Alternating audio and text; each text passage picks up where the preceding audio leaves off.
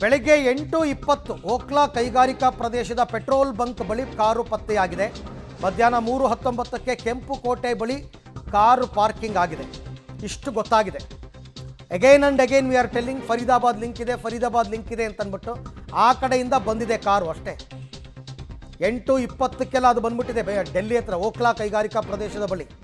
3:19ಕ್ಕೆ ಅಂದರೆ ಈಗ CCTV footage ಸಿಕ್ಕಿರೋದು ಇದ್ರದ್ದು. ಇನ್ನು ಮಧ್ಯದಲ್ಲಿ ಅದು ಎಲ್ಲೆಲ್ಲಿ ಓಡಾಡಿದೆ ಅಂತಲೂ ಕೂಡ ಗೊತ್ತಾಗುತ್ತೆ ಸದ್ಯದಲ್ಲೇ. ಅದಕ್ಕೆ ಒಂದು 200 CCTV ಫುಟೇಜ್ಗಳನ್ನು ಪತ್ತೆ ಹಚ್ತಾ ಇದ್ದಾರೆ, ಚೆಕ್ ಮಾಡ್ತಾ ಇದ್ದಾರೆ. ಗೊತ್ತಾಗುತ್ತೆ ಏನು ದೆಹಲಿಯಂತಹ ಊರಲ್ಲಿ ನೀವೇನೂ ಮುಚ್ಚುಮರೆ ಮಾಡೋದಕ್ಕೆ ಸಾಧ್ಯನೇ ಇಲ್ಲ. ಹೆಜ್ಜೆ ಹೆಜ್ಜೆಗೂ CCTVಗಳಿದೆ. ಸಂಜೆ 6ಕ್ಕೆ ಕೆಂಪು ಕೋಟೆ ಪಾರ್ಕಿಂಗ್ನಿಂದ ಹೊರಟಿದೆ ಕಾರು. ನೋಡಿ ಕೆಲವು ಮಾಹಿತಿಗಳು ಗೊತ್ತಾಗ್ತಾ ಇರೋದು. 6:50ಕ್ಕೆ ಕೆಂಪು ಕೋಟೆ ಬಳಿ ಭೀಕರ ಸ್ಫೋಟ ಆಗಿದೆ. ಬೆಳಗ್ಗೆ 8:20ಕ್ಕೆ ಓಕ್ಲಾ ಕೈಗಾರಿಕಾ ಪ್ರದೇಶ, 3:10ಕ್ಕೆ ಕೆಂಪು ಕೋಟೆ ಪಾರ್ಕಿಂಗು, 6 ಗಂಟೆಗೆ ಹೊರಟಿದೆ ಅಲ್ಲಿಂದ, ಪಾರ್ಕಿಂಗಿಂದ ಎಕ್ಸಿಟ್ ಆಗಿದೆ. 6:50ಕ್ಕೆ ಬ್ಲಾಸ್ಟ್ ಆಗಿದೆ. ಇದಿಷ್ಟು ಕೂಡ ಈಗ ಗೊತ್ತಾಗಿರುವ ಕ್ರೊನಾಲಜಿ ಪ್ರಕಾರ, ಅಂದರೆ ಟೈಮಿಂಗ್ಸ್ ಪ್ರಕಾರ. ದರ್ಯಾಗಂಜ್, ಕಾಶ್ಮೀರಿ ಗೇಟ್, ಸುನೇರಿ ಮಸೀದಿ ಬಳಿನೂ ಕೂಡ ಈ ಕಾರ್ ಇರೋದು ಪತ್ತೆಯಾಗಿದೆ. ಸದ್ಯಕ್ಕೆ ಕಾರ್ ಎಲ್ಲೆಲ್ಲಿ ಓಡಾಡಿದೆ ಅಂತ ಗೊತ್ತಾಗ್ತಾ ಇದೆ. ಅದೇನಾದರೂ ಸ್ಫೋಟಕಗಳನ್ನು ಡೆಲ್ಲಿನಲ್ಲೇ ಲೋಡ್ ಮಾಡ್ಕೊಂಡಿತ್ತಾ ಅಥವಾ ಫರೀದಾಬಾದ್ನಿಂದ ಬರಬೇಕಾದ್ರೆ ಲೋಡ್ ಆಗಿ ಬಂದಿತ್ತಾ, ಎಲ್ಲ ಪ್ರೀ ಪ್ಲ್ಯಾಂಡ್ ಅಂತಕ್ಕಂಥದ್ದು ಗೊತ್ತಾಗ್ತಾ ಇದೆ. CCTV ಫುಟೇಜ್ಗಳು ಕೂಡ ಸಿಗ್ತಾ ಇದೆ. ಒಂದೊಂದೇ ಮಾಹಿತಿಗಳು ಸದ್ಯಕ್ಕೆ ಈಗ ಲಭ್ಯವಾಗ್ತಾ ಇರತಕ್ಕಂಥದ್ದು.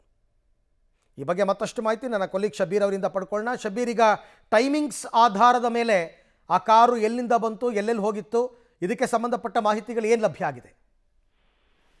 ಅರವಿಂದ್, ನೋಡಿ, ಈ ಕಾರು ದೆಹಲಿ ಪ್ರವೇಶ ಮಾಡಿದ ಗಂಟೆಯಿಂದ ಸ್ಫೋಟ ನಡೆಯುವಂತ ಸಮಯದವರೆಗೂ ಕೂಡ ಎಲ್ಲಾ ಆಯಾಮದಲ್ಲಿ ಕಾರ್ಗಳು ಎಲ್ಲೆಲ್ಲಿ ಓಡಾಡಿತ್ತು ಮತ್ತೆ ಎಲ್ಲೆಲ್ಲಿ ಪಾರ್ಕ್ ಆಗಿತ್ತು ಅನ್ನುವಂಥದ್ರ ಬಗ್ಗೆ ಮಾಹಿತಿಯನ್ನು ಸಂಗ್ರಹಿಸುವಂತ ಕೆಲಸವನ್ನ ಮಾಡ್ಲಾಗ್ತಾ ಇದೆ. ಸರಿಸುಮಾರು 200ಕ್ಕೂ ಹೆಚ್ಚು CCTV ಫುಟೇಜ್ ಗಳನ್ನ ವಿಶ್ಲೇಷಣೆ ಮಾಡುವಂತ ಕೆಲಸಗಳು ಕೂಡ ಆಗ್ತಾ ಇರುವಂತದ್ದು. ಬದರ್ಪುರ್ ಮಾರ್ಗವಾಗಿ ಈ ಒಂದು ಕಾರು ದೆಹಲಿಯನ್ನ ಪ್ರವೇಶ ಮಾಡಿಸುತ್ತೆ.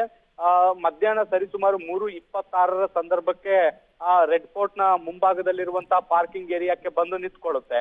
ಅದಾದ ಬಳಿಕ ಸರಿಸುಮಾರು ಸಂಜೆ 5:15 ಆಸುಪಾಸಿನಲ್ಲಿ ಈ ಒಂದು ಕಾರು ಪಾರ್ಕಿಂಗ್ ಲಾಟ್ ನಿಂದ ಹೊರಗಡೆ ಬರುತ್ತೆ. ಅಲ್ಲಿಂದ 6:45 ವೇಳೆಗೆ ಈ ಒಂದು ಸ್ಫೋಟ ಸಂಭವಿಸಿರುವಂತದ್ದು. ವ್ಯವಸ್ಥಿತವಾಗಿ ಪ್ಲಾನ್ ಅನ್ನ ಮಾಡ್ಕೊಂಡು ಬಂದು ಈ ಒಂದು ದಾಳಿಯನ್ನ ಮಾಡಿರುವಂತದ್ದು ಇಲ್ಲಿ ಬಹಳ ಸ್ಪಷ್ಟವಾಗಿ ಕಾಣಿಸ್ತಾ ಇರುವಂತದ್ದು. ಮತ್ತೆ ಈ ಎಲ್ಲಾ ಹಂತದಲ್ಲೂ ಕೂಡ ಬಹುತೇಕ CCTVಗಳಲ್ಲೂ ಕೂಡ ಡಾಕ್ಟರ್ ಉಮರ್ ಗಾಡಿಯನ್ನ ಡ್ರೈವ್ ಮಾಡ್ತಾ ಇರುವಂತದ್ದನ್ನ ಕೂಡ ನಾವು ದೃಶ್ಯಗಳಲ್ಲಿ ಗಮನಿಸಬಹುದು. ಕೆಲವು ಕಡೆಗೆ ಮಾಸ್ಕ್ ಹಾಕೊಂಡು ಡ್ರೈವ್ ಮಾಡ್ತಾ ಇರುವಂತದನ್ನ ಕೂಡ ಗಮನಿಸಬಹುದು.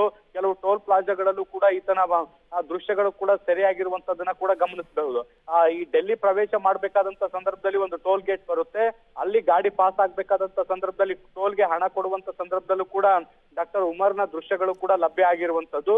ಈ ಎಲ್ಲಾ ದೃಶ್ಯಗಳನ್ನ ಇಟ್ಕೊಂಡು ಹೇಗೆ ಪ್ಲಾನ್ ಅನ್ನ ಮಾಡಲಾಗಿತ್ತು, ಸಂಚು ರೂಪಿಸಲಾಗಿತ್ತು, ಮತ್ತೆ ಯಾವ ಮಾರ್ಗವನ್ನ ಬಳಸ್ಕೊಂಡು ಕೆಂಪು ಕೋಟೆಯವರೆಗೂ ತಲುಪಿದ್ದ ಅನ್ನುವಂಥದ್ರ ಬಗ್ಗೆ ಈಗ ಮಾಹಿತಿ ಸಂಗ್ರಹಿಸುವಂತ ಕೆಲಸವನ್ನ ಪೊಲೀಸರು ಮಾಡ್ತಾ ಇದ್ದಾರೆ. Arvind, okay, thank you Shabbir, ತಮ್ಮೆಲ್ಲ ಮಾಹಿತಿಗಾಗಿ ಧನ್ಯವಾದ. ಸೊ ಒಂದಷ್ಟು ವಿಚಾರಗಳಂತೂ ಈಗ ಆ ಕಾರಿಗೆ ಸಂಬಂಧಪಟ್ಟಂತೆ ಗೊತ್ತಾಗಿದೆ. ಕಾರನ್ನು ಓಡಿಸ್ತಾ ಇದ್ದದ್ದು ಡಾಕ್ಟರ್ ಉಮರ್ ಮೊಹಮ್ಮದ್ ಶಂಕಿತ ಉಗ್ರ. ಇಷ್ಟು ವಿಚಾರ ಗೊತ್ತಾಗಿದೆ.